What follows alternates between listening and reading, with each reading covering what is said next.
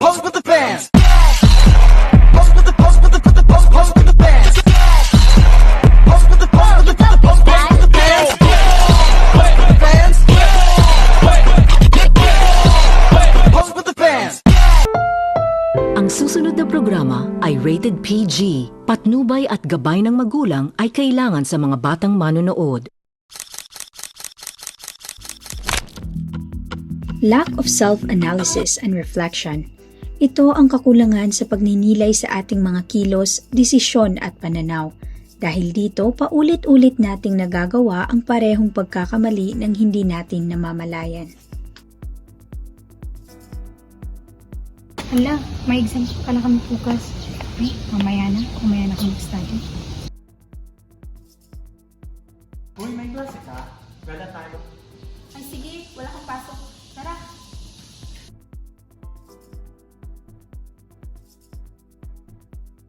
Next day. Got a swimming pool full of liquor and they dive in it. Pool full of liquor, I'm a dive.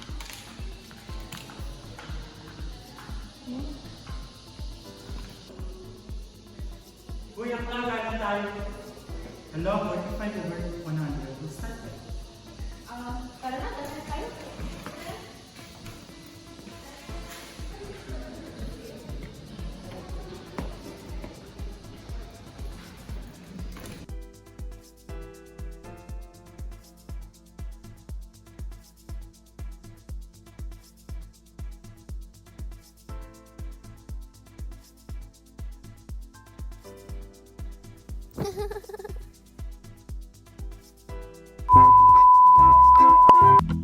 Ang colonial mentality, ito ang pag-iisip na mas maganda o mas superior ang mga banyaga kaysa sarili nating kultura.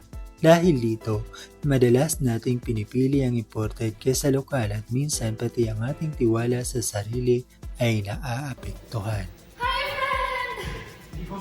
Hello guys! Kailan ba nakating? Kahapon lang.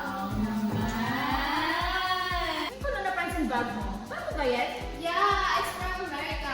Gift sa akin ng papa ko sa 18th birthday ko. And meron din si Azzy. Hi, guys! Hi! Hi! Yan na ba yung binili mo sa Paris? Yes, yan ba yung sa Amerika? Oo! Limited edition din ba yan? Yeah! Oh, same! Nahirapan ako nito, akla. How much na pagbili mo yan? More than now. Ba't saan yung babang niya? Saan ba yung binili, girl? Ito. Sa Alban. Wait, dapat bumili ka din ng ganito. Mura lang to. It's 5 million. Oo girl, mas matibay pa. Maganda din tignan. Sige na, bumili ka na. Magpa-gift ka sa papa mo. Ako nga, gift lang to ng Ang papa cute ko tignan ng eh. bag mo kasi. Ang pangit, my God! Sige na nga, bibili lang ako ng ganyan. Alin yung mas maganda dyan? Ito dapat. No, Maganda ito. Ito. Hindi, mas maganda to. Mas mahal to. Mas Mas- mahal to. Mas maganda Limited lang to, Ang limited na to. Itong Chanel, wala yan eh. Mas maganda to. Several days later.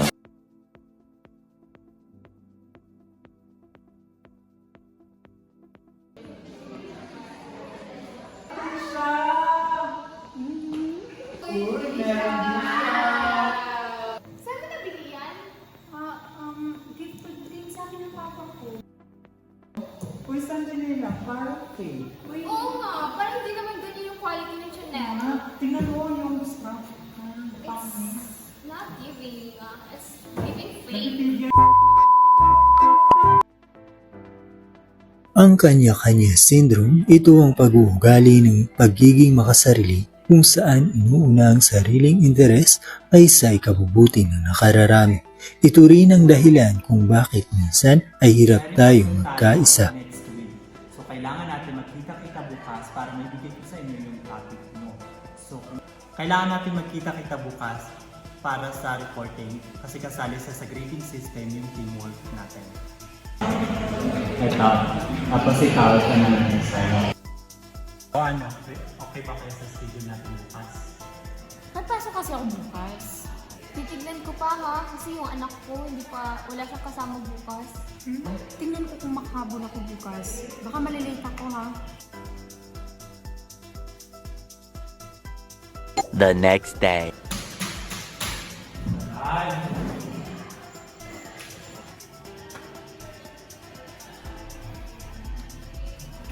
Two hours later. Parang ako naman gagawa nito ah. Thank you, Lord. The next day. Later. Okay, thank you, Group 2. Okay, next Group to report, Group 3. Oh, ikaw, saan mo nagawa mo?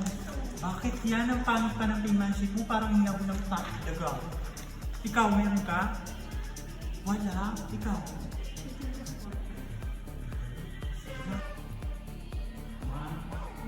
Pwede nga pa na lang po yung report. Bakit? Di ba grupo kayo? Sino mga kasama mo? Hindi po sila nakikijoin. Wala pong teamwork. Pwede naman, papayag ako, pero 0 kayo sa teamwork. Na malaki pa naman yung percent nito. Okay lang naman. Okay, proceed, Mr. Aziz. Thank you so much, Mr. Aziz. So, next is Miss Bar.